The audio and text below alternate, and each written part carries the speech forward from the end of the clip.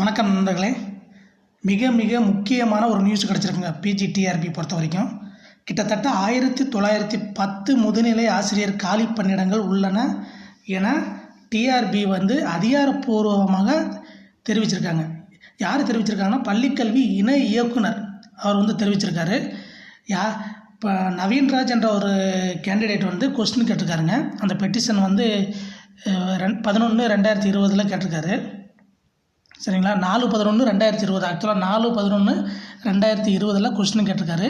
அவர் address முதல் கொண்டு இருக்குது. கணபதி நகர், சரிங்களா, கண்ணன்மங்கலம் தாலுக், திருவண்ணாமலை, தமிழ்நாடு. சரிங்களா, என்ன அவர் கொஸ்டின் கேட்டிருக்காருன்னா, 1/11/2020 அன்னைக்கு எத்தனை முதுநிலை ஆசிரியர் காலி பணியிடங்கள் உள்ளன, பாடவாரியாக தெரிவிக்க வேண்டும். நமக்கு பாடவாரியாக கிடைக்கும், உங்களுக்கு நாங்கள் இன்ஃபார்ம் பண்ணுறோம். அதுவும் ரொம்ப ஹெல்ப்ஃபுல்லாக கண்டிப்பாக உங்களுக்கு இருக்கும். சரிங்களா, அதுக்கு நம்ம பள்ளிக்கல்வித்துறை என்ன சொல்லியிருக்காங்கன்னா, அவர் கொஸ்டினுக்கு ஆன்சர் பண்ணியிருக்காங்க. கொஸ்டினுக்கு அக்செப்ட் பண்ணி ஸ்கூல் எஜுகேஷன் டிபார்ட்மெண்ட் என்ன சொல்லியிருக்காங்கன்னா, ஏற்கப்படுகிறது 1910 முதுநிலை ஆசிரியர் கல்வி பணியிடங்கள். எனவே பல பேர் என்ன நினச்சிட்டு இருந்தோம், லாஸ்ட் இயர் பார்த்தீங்கன்னா வெறும் 400 போஸ்டிங் தான் நோட்டிஃபிகேஷன் விட்டுருந்தாங்க பிஜிடிஆர்பிக்கு. இப்போ ஒரு 1500 போஸ்டிங் எக்ஸ்ட்ரா வந்திருக்கு. நம்ம ஏற்கனவே 3000 பக்கத்தில் வரும்னு நம்ம நினச்சிக்கிட்டு இருந்தோம். சரிங்களா, மாணவர் ஆசிரியர் ரேஷியோ படி பார்க்கும்போது கிட்டத்தட்ட ஒரு 3000 பக்கத்தில் 3000 to 3500 வரைக்குமே வரும்னு நினச்சிக்கிட்டு இருந்தோம். அவ்வளோவெல்லாம் வர்றதுக்கு வாய்ப்பு இல்லைங்க. சப்போஸ் இன்னும் கொஞ்சம் லேட்டாச்சுன்னா அதையும் சேர்த்து ஒரு 2500 அந்த மாதிரி வர்றதுக்கு வாய்ப்பு இருக்குது. ஏன்னா 4/11/2020 இவர் கேட்டிருக்காரு. கிட்டத்தட்ட இவங்க சொன்னது 1/11 இப்போ தான் ரீசெண்டாக சொல்லியிருக்காங்க. கிட்டத்தட்ட ஒரு 10 நாள் முன்னாடி தான் ஆன்சர் பண்ணியிருக்காங்க. சரிங்களா, ஒரு 10 நாள் முன்னாடி ஆன்சர் பண்ணதால் என்னன்னா, கண்டிப்பாக இன்னும் ஒரு 500 போஸ்டிங் கூட சேர்த்து வர்றதுக்கு வாய்ப்பு இருக்குது. ஸோ 21/12/2020 இன்ஃபார்ம் பண்ணியிருக்காங்க. கரெக்டாக ஒரு 10 நாள் ஆகுது. நீங்கள் எனக்கு இது ஒரு நல்ல எண்ணிக்கைன்னு தான் நான் நினைக்கிறேன். நீங்கள் என்ன நினைக்கிறீங்கன்னு தெரியல. கிட்டத்தட்ட 1910ன்றது ஒரு நல்ல எண்ணிக்கை. போன முறையை கம்பேர் பண்ணும்போது இது ஒரு நல்ல எண்ணிக்கையாக தான் தெரியுது. அதனால் ப்ரிப்பேர் பண்ணுறவங்களுக்கு இது ஒரு நல்ல வாய்ப்பு. நல்லா ப்ரிப்பேர் பண்ணுங்கள். இந்த வாய்ப்பை விட்டால் கண்டிப்பாக ரொம்ப நாள் வர்றதுக்கு வாய்ப்பு மிக கம்மி. நோட்டிஃபிகேஷன் வருவதற்கு ஜனவரி, பிப்ரவரிக்குள்ளே நம்ம எதிர்பார்க்கலாம் நோட்டிஃபிகேஷன். ஆனால் எலெக்ஷனுக்கு அப்புறம் தான் ஒரு வேளை எக்ஸாம் வச்சுட்டு அதுக்கப்புறம் தான் போட்டித் தேர்வு வச்சு வாய்ப்பு இருக்குது.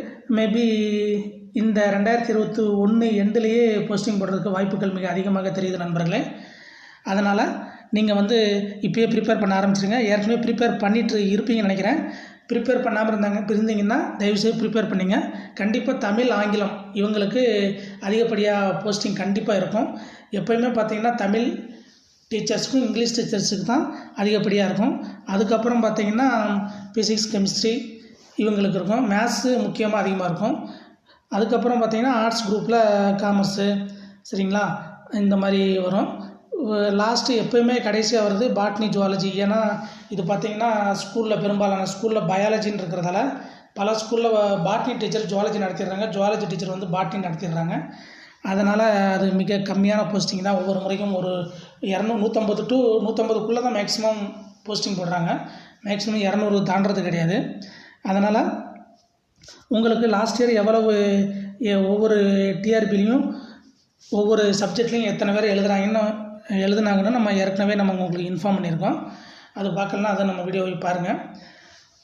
இப்போ ப்ரிப்பேர் பண்ணுங்கள். உடனே ப்ரிப்பேர் பண்ண ஆரம்பிங்க. கண்டிப்பாக எலெக்ஷனுக்கு அப்புறம் எக்ஸாம் இருக்கும். ஜனவரி, பிப்ரவரிக்குள்ளே நோட்டிஃபிகேஷன் எதிர்பார்க்கலாம். இது ஒரு அதிகாரப்பூர்வமான தகவல். 1910 காலி பணியிடங்கள் இருக்குது. இது அதிகாரப்பூர்வமான அறிவிப்பு. மற்ற யூடியூபர் சேனல் சொல்கிற மாதிரி நம்மளோட சொல்லியிருப்போம் முன்னாடி அவ்வளோ 3000 வர்றதுக்கு வாய்ப்பு இருக்குன்னு. ஆனால் உண்மை நிலவரம் பார்த்திங்கன்னா 1910. நம்ம மாணவர்கள், ஆசிரியர்கள் ரேஷியோலாம் போட்டு அந்த மாதிரி பண்ணியிருந்தோம். ஒரு வேளை இளைநிலை ஏற்கனவே பட்டதாரி ஆசிரியர்கள் இருக்காங்க, அவங்களுக்கு பதவி உயர்வு கொடுத்தா அதெல்லாம் கழிச்ச பிறகு இவ்வளோ வரும் போல் இருக்குது.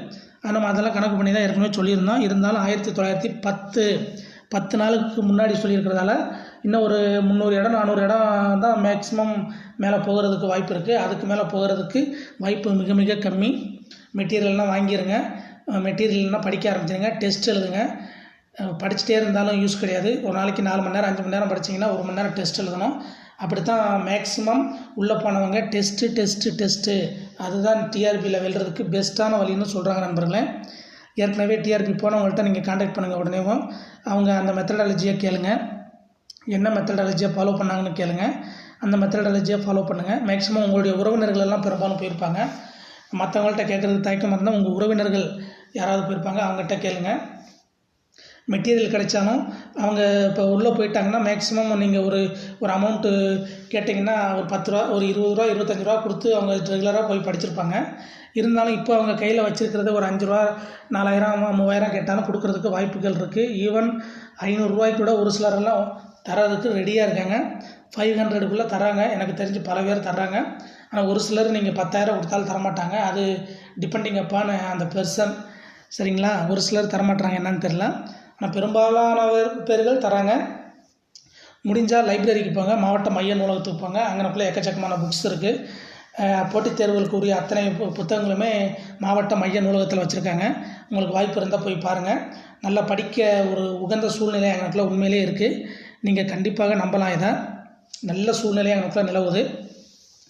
அதே மாதிரி ஒவ்வொரு மாவட்டத்துலேயும் டிஸ்ட்ரிக்ட் எம்ப்ளாய்மெண்ட் ஆஃபீஸ்ன்னு இருக்குது. அங்கேயும் முடிஞ்சால் ஒரு முறை போய் பாருங்கள்.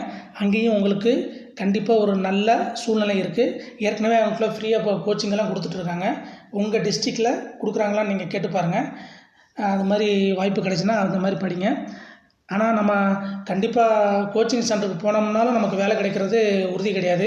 ஏன்னா ஒவ்வொரு கோச்சிங் சென்டர்லேயே கிட்டத்தட்ட 200-300 பேர் படிக்கிறாங்க. தமிழ்நாடுக்குள்ளே அப்படின்னா நீங்கள் பாருங்கள் எத்தனை பேர் படிக்கிறாங்கன்னு. லாஸ்ட் இயர் பார்த்தீங்கன்னா 2019 கிட்டத்தட்ட ஒரு 1.5 லட்சம் பேர் எழுதுனாங்க. அப்ளை பண்ணது 2 லட்சம் பக்கத்தில் அப்ளை பண்ணாங்க. ஆனால் ஒரு 50,000 பேர் எழுத வரல. ஒரு 1.5 லட்சம் பேர் எழுதுனாங்க. இந்த முறை ஒரு 10,000, அதை விட ஒரு 10,000 எண்ணிக்கை கூடுவதற்கு வாய்ப்புகள் இருக்குது. 10 to ஒரு 20,000 பேர் கண்டிப்பாக எழுதுவாங்க, எக்ஸ்ட்ராவே எழுதுவாங்க. ஏன்னா இப்போ கம்ப்யூட்டர் சயின்ஸுக்கும் போஸ்டிங் போட்டாங்க. எக்ஸப்ட் 3 சென்டரை மட்டும் விட்டுட்டு கெமிஸ்ட்ரிக்கும் போஸ்டிங் போட்டாங்க. போன முறை எழுதுனதுக்கு எல்லாம் போஸ்டிங் போயிட்டாங்க. ஸ்டார்டிங் சேலரி 40,000 ரூபா வாங்குறாங்க உள்ளே போனவங்க. அப்படியே ஒரு 10 வருஷம் கழிச்சு பார்த்தீங்கன்னா அப்படியே டபுள் ஆயிரும், 80,000 ரூபா ஆயிரும் சேலரி. ஏற்கனவே ஒரு 10 வருஷம் முன்னாடி போனவங்க 80,000 ரூபா வாங்குறாங்க. ஸோ நீங்கள் இப்போ இருக்கிற தொழிலையே கண்டினியூ பண்ணிங்கன்னா கடைசி வரைக்கும் அந்த 6,000 7,000 8,000 இப்படி தான் உங்களுடைய வாழ்க்கை ஓடும்.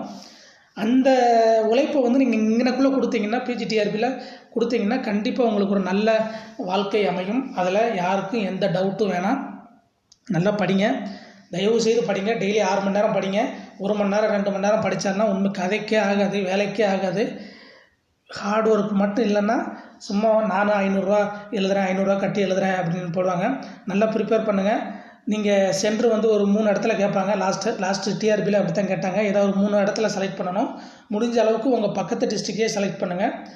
இல்லைன்னா சப்போஸ் உங்களுக்கு அந்த டிஸ்ட்ரிக்டில் வேறு டிஸ்ட்ரிக்டில் ஏதாவது ஒரு வேலை இருக்கிற மாதிரி இருந்தால் அந்த மாதிரி செலக்ட் பண்ணுங்கள். ஏன்னா போன முறை பார்த்தீங்கன்னா திருச்சியில் சென்டர் போட்டவங்களுக்கு திருவள்ளூரில் கிடச்சிச்சு. கிட்டத்தட்ட மெட்ராஸுக்கு பக்கத்தில் திருச்சியில் போட்டால் அங்கே போடுறாங்க. திருச்சி, பெரம்பலூர், கரூர்னு போட்டாலும் அங்கே தான் போடுறாங்க. ஒரு சிலர் நண்பர்களுக்கு மட்டும், பல பேருக்கு இந்த அனுபவங்கள்லாம் இருக்கும். இந்த மாதிரி நடக்காமல் கண்டிப்பாக சென்டரை வந்து அதிகப்படுத்துவாங்க. பலமுறை அதுவும் ஒரு காரணம். 2 பேர் எழுத வராததுக்கு எப்படின்னா, மதுரையில் சென்டர்னா அவங்களுக்கு வந்து சேலத்தில் போட்டிருந்தாங்க. இந்த மாதிரி டிஸ்டன்ஸ் 200 கிலோமீட்டர் 300 கிலோமீட்டர் டிஸ்டன்ஸ் இருந்தாலும் பல பேர் பெண்கள் எல்லாம் எழுதலை. நம்மளும் சரியாக ப்ரிப்பேர் பண்ணல, ஏற்கனவே இதுக்கு ஒரு செலவாகும், இப்போ நைட்டு வேறு ஏதாவது இடத்துல தங்க வேண்டியிருக்கும், இந்த மாதிரி பலதாக யோசித்து அவங்க தங்காமல் விட்டாங்க. ஓகே, 1910 வேக்கன்சி இருக்குது. உடனே ப்ரிப்பேர் பண்ணுங்கள். இந்த முறை உங்களுக்கு கண்டிப்பாக ஒரு அரசு ஆசிரியர் பணி உண்டு. அதற்கு நீங்கள் முயற்சி செய்யுங்கள். வாழ்த்துக்கள். வீடியோ பிடிச்சிருந்தா நம்ம சேனலை சப்ஸ்கிரைப் பண்ணுங்கள், லைக் பண்ணுங்கள், கமெண்ட் பண்ணுங்கள், உங்கள் ஃப்ரெண்ட்ஸுக்கும் ஷேர் பண்ணுங்கள். நன்றி. அனைவருக்கும் புத்தாண்டு நல்வாழ்த்துக்கள்.